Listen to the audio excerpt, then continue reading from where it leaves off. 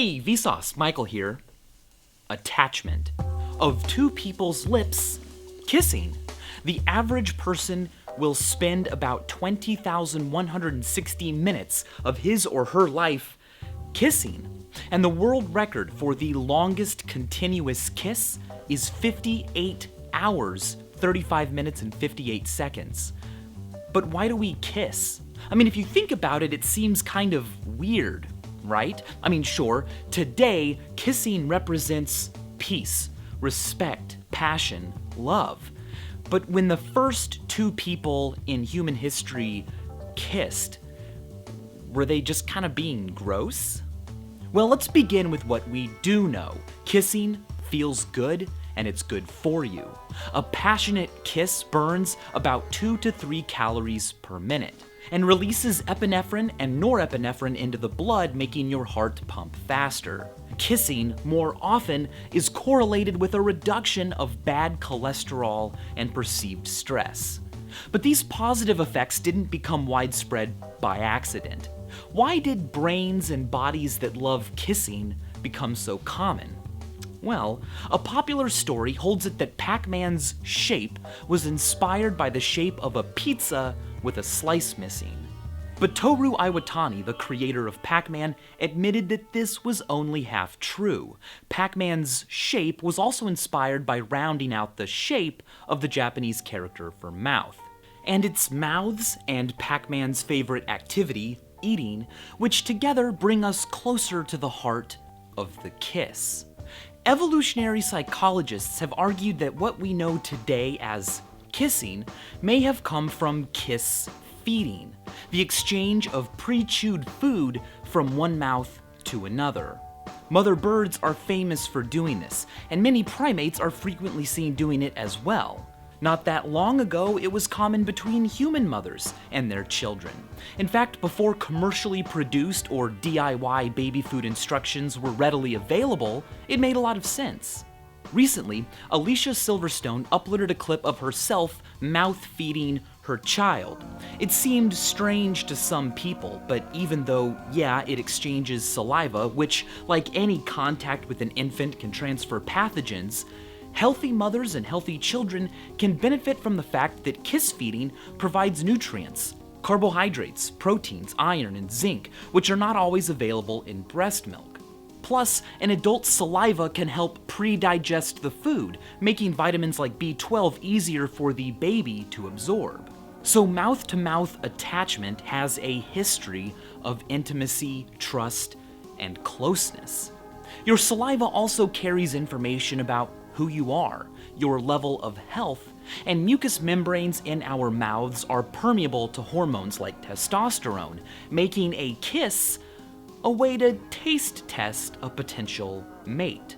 A good kiss can be biological evidence that your kisser might be a good mate. So as a strategy for mate selection, prehistoric people who enjoyed kissing and did it more often may have made better decisions, picked better mates, reproduced more successfully, and eventually become the norm, giving us, people who love kissing.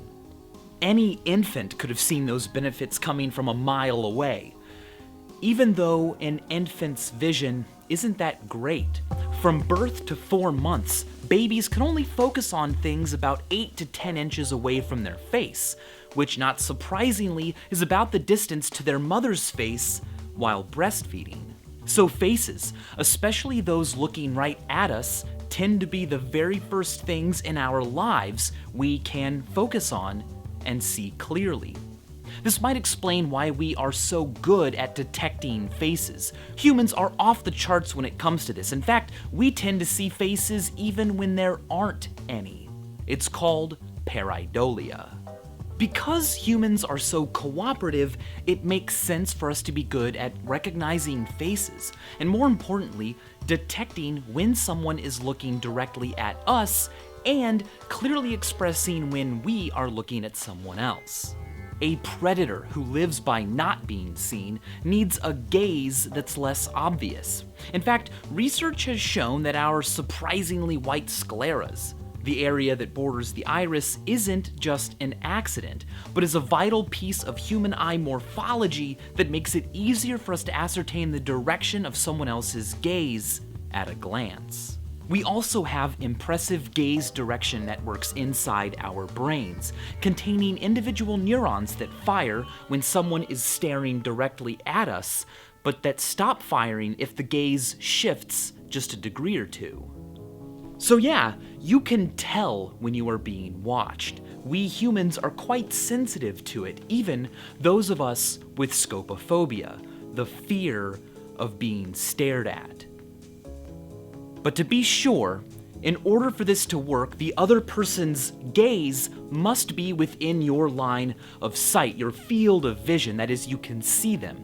Otherwise, if the stare is coming, say, from behind, there is no evidence that people can tell they are being watched. The psychic staring effect falls within the realm of pseudoscience. No widely accepted studies have ever found evidence that it exists. Anecdotally, what's more likely is that the very act of rubbernecking to see who's watching causes people to look up and for your gazes to attach. But what about attachment when no one is watching? One explanation for an infant's love, attachment to their mother, doesn't involve vision or staring, but instead food. The idea is that we love our mothers because as soon as we are born, they are a source of life-sustaining nourishment. But what if that nourishment came not from a loving mother, but from a scary wire mother? In the 1950s, Harry Harlow conducted a series of famous but controversial experiments on monkeys at the University of Wisconsin-Madison.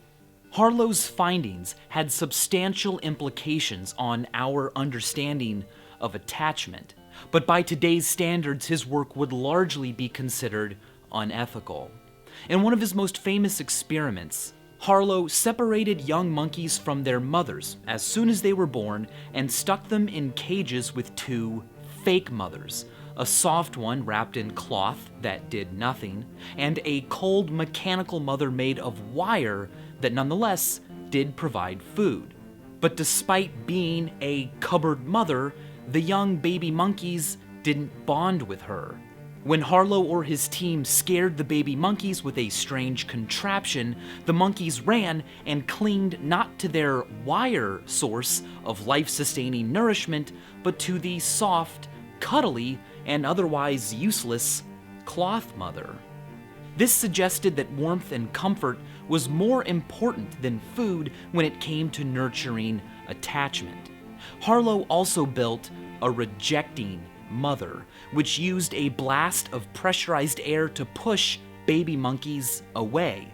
But instead of finding another source of comfort, these monkeys clung even tighter at all times than monkeys raised without rejecting mothers.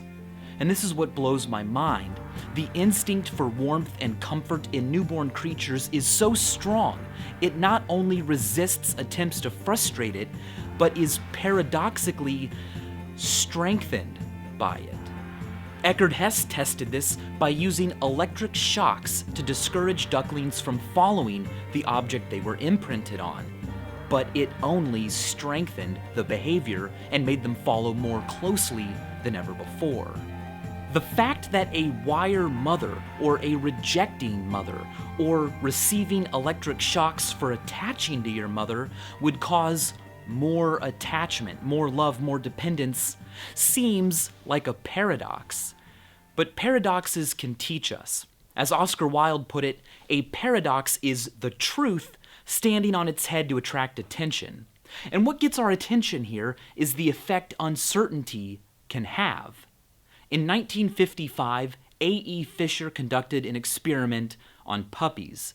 His team separated puppies into 3 groups. Members of the first group were treated kindly every time they approached a researcher.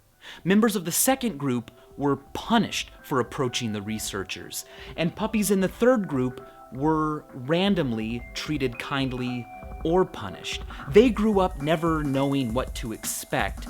Their world was not a world of kindness or punishment, but rather one of uncertainty.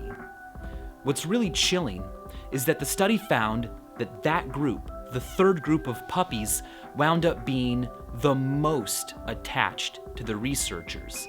The third group loved the researchers the strongest and was the most dependent upon them. Guy Murchie called this the polarity principle. Stress, including the mental stress of uncertainty, is an ingredient in attachment or love, and perhaps even manifestations of hatred, its polar opposite, somehow enhance love. Uncertainty psychologically can lead to some of the greatest feelings of attachment and dependence. Good things and bad things in our lives often seem random and out of our control, so it's no surprise that we often react with blind love and acceptance in the face of an unfair existence, because what else are we supposed to do? We are that third group of puppies. But investigating uncertainty, conquering it so as to make the best decisions possible, is advantageous. So over time, life has favored activities that turn uncertainty into knowledge. Not every person out there is the best mate for you. But if it didn't matter which one you picked, a kiss, a taste test, wouldn't be necessary, and it wouldn't need to feel so good or bring us so much pleasure. So go out there and kiss someone today. And as always, thanks for watching.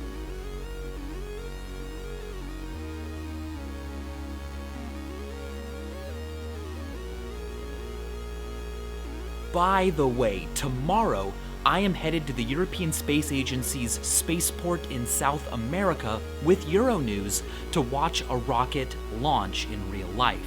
Do you have any questions about space or space travel today? Let me know in the comments below and I will ask the experts your questions.